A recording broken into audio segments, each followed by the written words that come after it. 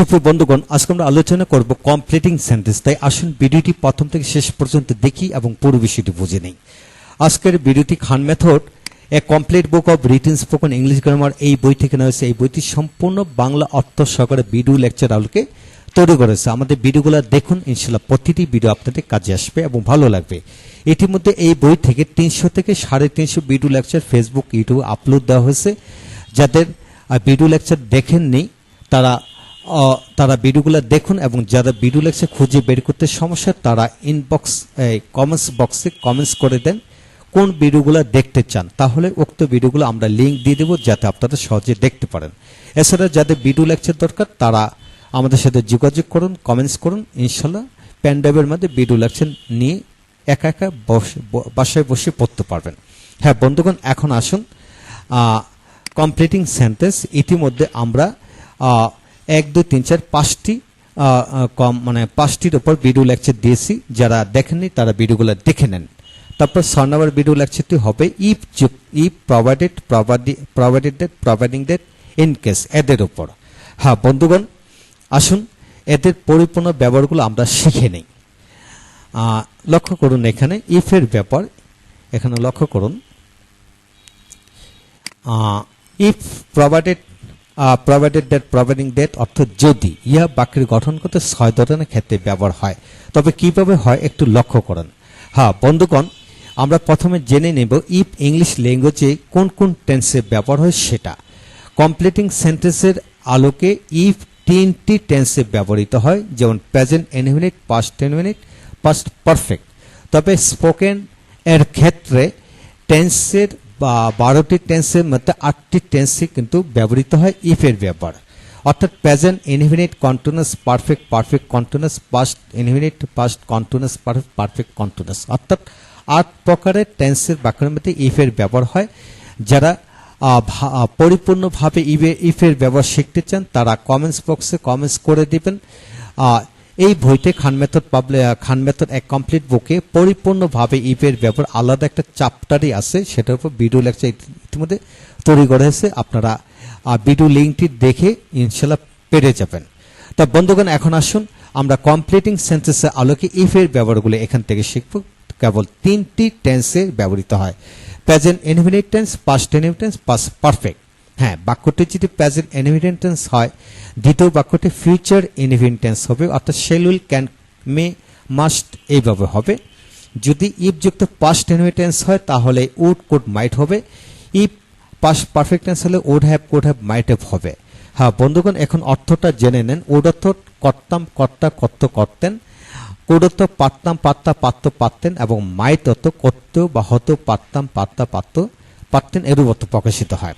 এখন আসুন প্রথম নিয়মটি আমরা শিখব ইফ প্লাস প্রেজেন্ট ইনডেফিনিট যুক্ত বাক্য কিভাবে হয়।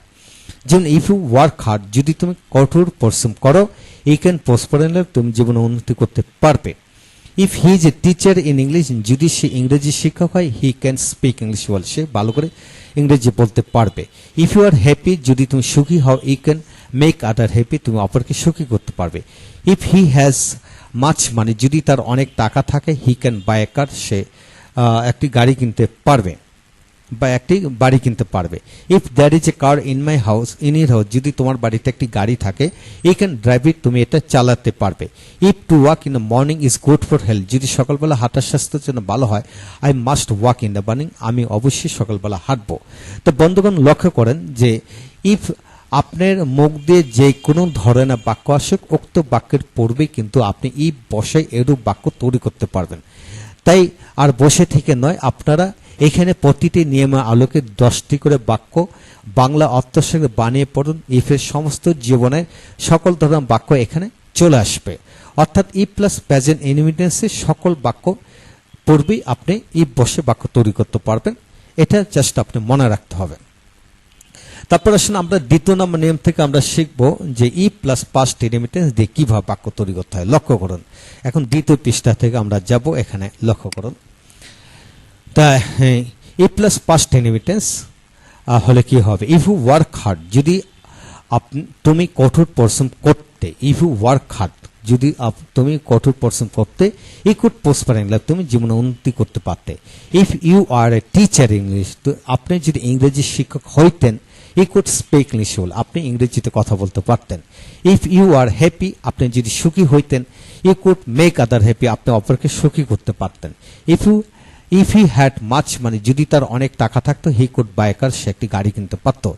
If there was a car in your house, তোমাদের বাড়িতে যদি একটি গাড়ি থাকতো, ই কুড ড্রাইভ ইট, তুমি এটা চালাতে পারতে। তো বন্ধুগণ, এখানে লক্ষণীয় হলো যে পাস্ট ইনহেরিটেন্সে যত বাক্য আছে সকল বাক্যের পূর্বে কিন্তু ইফ বসে আপনি এইভাবে বাক্য তৈরি করতে পারেন, এবং প্রথম বাক্য অনুযায়ী দ্বিতীয় বাক্য আপনি ব্যবহার করতে পারবেন, একদম সাদৃশ্য বাক্য তৈরি করতে পারবেন। এখন আসুন আমরা ইফের পাস্ট ইনহেরিটেন্সে আরেকটা নিয়ম আছে যে অর বিশিষ্ট বাক্য, যেমন if I were a rich man, আমি যদি ধনী লোক হতাম, I could help the poor, আমি গরিবদেরকে সাহায্য করতে পারতাম। ইফ আই ওয়ার ইউ, আমি যদি তুমি হতাম, I would not forgive him, আমি তাকে ক্ষমা করতাম না। আমি যদি তুমি হতাম তাহলে আমি তাকে ক্ষমা করতাম না। বন্ধুগণ, এখন আসুন ইফের তৃতীয় নম্বর নিয়মটি হলো, এখানে তৃতীয় নম্বর নিয়ম হচ্ছে if plus past perfect tense যেভাবে হয়। If you had work hard, তুমি যদি কঠোর পরিশ্রম করতে, ই could have prospered in life, তুমি জীবনে উন্নতি করতে পারতে।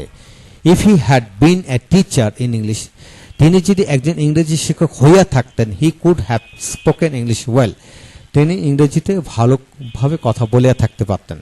If you had been happy, তুমি যদি সুখী হয়ে থাকতে, you could have made other happy, তুমি অপরকে সুখী করিয়া থাকতে পারতে।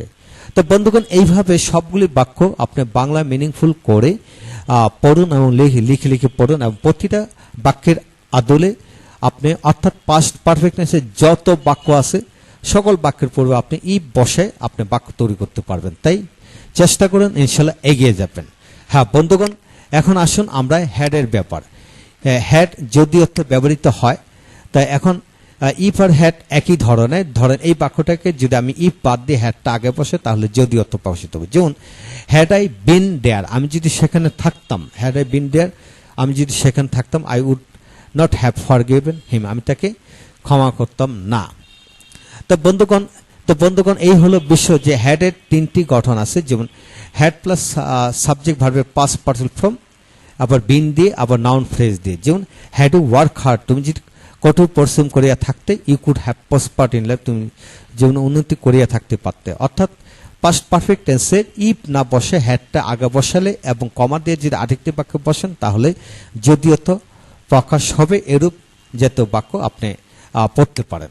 তো বন্ধুগণ, আমরা পরবর্তী লেকচারে এদের উপর আরো বিস্তারিত আলোচনা করব। আজকে ভিডিও থেকে আমরা শিখে নিলাম ইফের পরিপূর্ণ ব্যবহার, অর্থাৎ ইফ দিয়ে আমরা 3 ক্যাটাগরির বাক্য পাই, সেই 3 ক্যাটাগরির বাক্যগুলো এখানে আমরা পুঙ্খানুপুঙ্খভাবে শিখে নিলাম। আপনাকে যদি হাজার হাজার বাক্য দিয়ে বোঝানো হোক না কেন, আপনার এরূপ ব্যবহারই হবে, এর বাইরে কোনো ব্যবহার নেই। ইনশাল্লাহ সবগুলো বাক্য শিখে ফেলুন, ইনশাল্লাহ আপনার থেকে সকল ব্যবহারগুলি আপনার রপ্ত হয়ে যাবে। পরবর্তী ভিডিওতে আমরা আলোচনা করব বন্ধুগণ, এখানে পরবর্তী ভিডিওতে আলোচনা করব আমরা হ্যাডের ব্যাপার, হ্যাড এবং আনলেস ইফ নট অ্যাডের ব্যবহারগুলো আমরা আলোচনা করব। তাই আমাদের সাথে থাকুন, ইনশাল্লাহ প্রতিটি ব্যবহার আপনাদের কাজে আসবে। Thank you very much.